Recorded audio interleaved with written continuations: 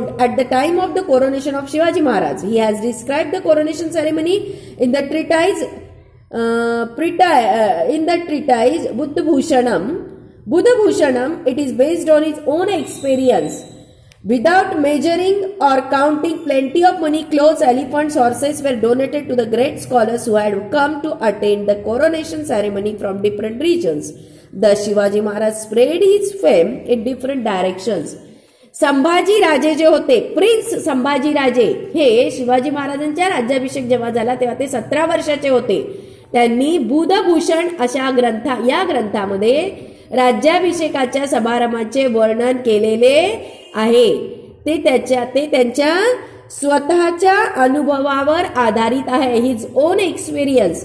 Shivaji Maharaj without measuring और counting, Shivaji महाराजांनी राज्याभिषेक महोत्सवाच्या वेळी वेगवेगळ्या प्रांतातून जे श्रेष्ठ असे विद्वान आले होते त्यांना न मोजता, वजनमाप न करता खूप सारं धन देऊन त्यांचं खूप सारं धन, त्याचप्रमाणे वस्त्र, हत्ती, घोडे यांचं दान करून त्यांना काय केलं?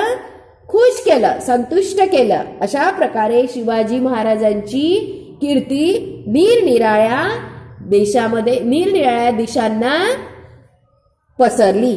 ठीक आहे. Do you know, an extremely valuable and grand throne was made for the coronation of Shivaji Maharaj. There were 8 bejeweled pillars or 8 sides of the throne. This throne made of 32 man of gold had been studded with precious jewels. Learn about the unit man from your teacher. Shivaji महाराजांना राज्याभिषेक जेव्हा केला तेव्हा राज्याभिषेकासाठी अत्यंत मौल्यवान आणि भव्य सिंहासन बनवण्यात आलं होतं. त्यांच्या राज्याभिषेकासाठी सिंहासनाच्या, इथे बघा दिलेलं आहे ना कोरोनेशन, सिंहासनाच्या 8 रत्नजडीत, त्या सिंहासनाला 8 दिशांना 8 असे रत्नजडीत स्तंभ होते.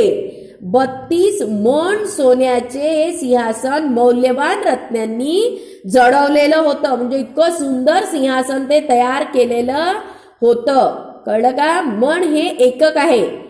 हे तुमचे जे मॅथ्सचे टीचर आहेत ते तुम्हाला समजून चालतील. मन त्यांना माहिती आहे. मन काय आहे? मन हे एकक आहे, युनिट आहे. कळलं का? मन. तर अशा प्रकारे 32 मन सोन्याचं सिंहासन मौल्यवान रत्नांनी जडवलेलं होतं. Okay students. Next, the campaign of the South. Three years after the coronation, in October 1677, Chhatrapati Shivaji Maharaj undertook a campaign of the South. He went to Golconda. There he called on the Qutub Shah. He entered into a treaty of friendship with him. Later, Maharaj won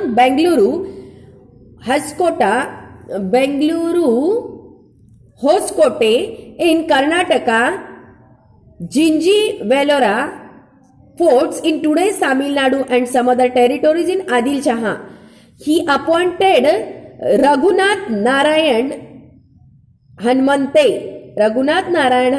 the chief administrator, to look after these conquered territories. म्हणजे बघा आता दक्षिणेची मोहीम बघणार आहोत आपण. मग राज्याभिषेक झाल्यानंतर जवळपास 3 वर्षांनी ऑक्टोबर 1677 मध्ये शिवाजी महाराजांनी काय केलं? 1677 मध्ये शिवाजी महाराजांनी दक्षिणेची मोहीम हाती घेतली. कुठली? दक्षिणेची मोहीम हाती घेतली.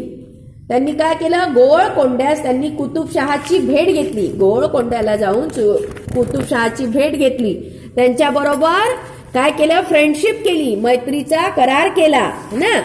आणि मग नंतर महाराजांनी कर्नाटकातील बंगळुरू, होसकोटे तसेच तामिळनाडूचे, आताचं जे तामिळनाडू आहे ते तामिळनाडूतील जिंजी व वेलोर इत्यादी किल्ले आणि आदिलशहाचा काही प्रदेश शिवाजी महाराजांनी जिंकून घेतला ना.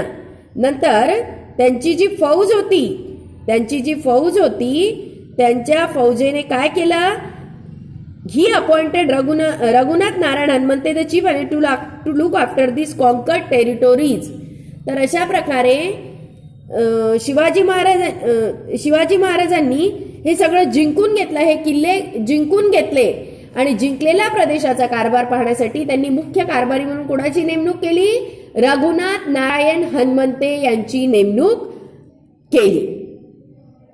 Okay students, like this we have completed up to territories. इथपर्यंत आपण हा लेसन पाहिलेला आहे.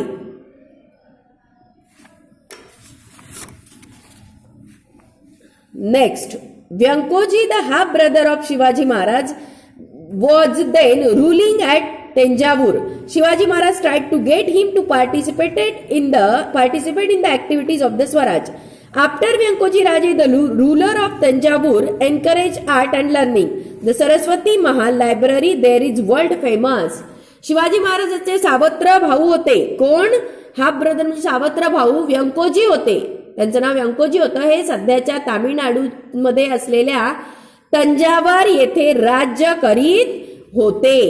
कळलं का? आताचं जे तामिळनाडू आहे ते तंजावर आहे, तिथे ते राज्य करीत होते.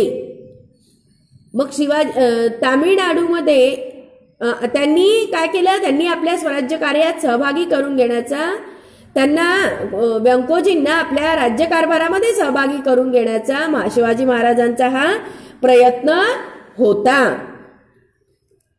व्यंकोजी राजे जे होते यांच्यानंतर तंजावरच्या राजांनी विद्या आणि कला यांची जोपासना केली आणि तेथील सरस्वती महाल हे ग्रंथालय काय आहे? खूप प्रसिद्ध आहे. होते, आता पण आहे. In this campaign of the south, Maharaj had annexed the fort of Jinji in Tamil Nadu to his Swaraj. This proved to be a great importance in later years. When the Mughal emperor stayed put in Maharashtra to destroy Swaraj, the then Chhatrapati Rajaram Maharaj had to leave Maharaj for reasons of safety. At that time, he took shelter in the southern fort of Jinji and ran the administration of Swaraj from there. Soon after victorious campaign of the south, Shivaji Maharaj passed away on Raigad on 3rd April 1680. His death at the age of 50 was a great loss for Swaraj. A great era come to an end. मग दक्षिणेच्या मोहिमेत तामिळनाडूतील जिंजीचा किल्ला जिंकला. दक्षिणेच्या मोहिमेमध्ये तामिळनाडूमधील जिंजी जो होता तिथला किल्ला जिंकला आणि तो जिंकून तो स्वराज्याला जोडण्यासाठी शिवाजी महाराजांच्या या कृतीला काय झालं? नंतर काही वर्षानंतर खूप महत्व आलं. दक्षिणेच्या मोहिमेमध्ये तामिळनाडूतील जिंजीचा किल्ला ते जिंकले आणि तो जिंकून तो स्वराज्याला जोडण्याचा जो जोडला, शिवाजी महाराजांनी जोडला, या महाराजांच्या कृतीला पुढे खूप महत्व आले. मग मुघल बादशाह जो होता औरंगजेब स्वराज्य नष्ट करण्यासाठी महाराष्ट्रात ठाणेमध्ये येऊन बसलेला होता. मग तेव्हाचे छत्रपती राजाराम महाराज जे होते त्यांनी यांना त्यांच्या राजाराम महाराजांना सुरक्षितेसाठी महाराष्ट्र सोडावा लागला होता. कळलं का? काय केलं होतं? औरंगजेब जो होता, औरंगजेब बादशाह यांनी स्वराज्य नष्ट करण्यासाठी महाराष्ट्रात येऊन बसलेला होता, आपलं ठाणं मांडून बसला होता. तर तेव्हाचे छत्रपती जे होते तेव्हा राजाराम महाराज यांना आपल्या सिक्युरिटीसाठी महाराष्ट्र सोडावा लागला होता. त्यावेळी त्यांनी दक्षिणेतील जिंजी किल्ल्यावर काय घेतला? आधार घेऊन, आश्रय घेऊन तेथून स्वराज्याचा कारभार चालवला. अशा प्रकारे शिवाजी महाराजांना या दक्षिणच्या विजयानंतर थोड्याच कालावधीमध्ये दक्षिणचा जो विजय प्राप्त केला त्यांनी दक्षिणेकडे, त्यानंतर त्यांना थोड्याच अगदी कालावधीमध्ये 3 एप्रिल 1680 रोजी रायगडावर त्यांचं निधन झालं. कुणाचं? शिवाजी महाराजांचं. या दक्षिणेच्या विजयानंतर थोड्याच अवधीमध्ये 3 एप्रिल 1680 रोजी रायगडावर त्यांचं निधन झालं. अशा प्रकारे वयाच्या 50शीतील त्यांच्या या निधनाने स्वराज्याची खूप सारी हानी झाली आणि एका महान युगाचा अस्त झाला.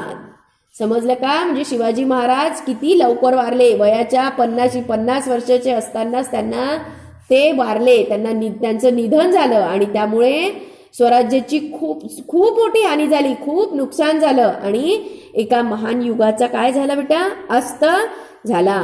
Like this we have completed lesson number 6. Okay students, the homework is you have to read this lesson for 2 times by heart and learn and write difficult word of this lesson.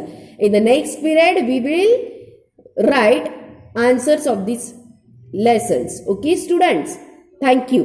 ही बघा शिवाजी महाराजांची समाधी इथे दाखवलेली आहे ना रायगडला. Okay students, thank you.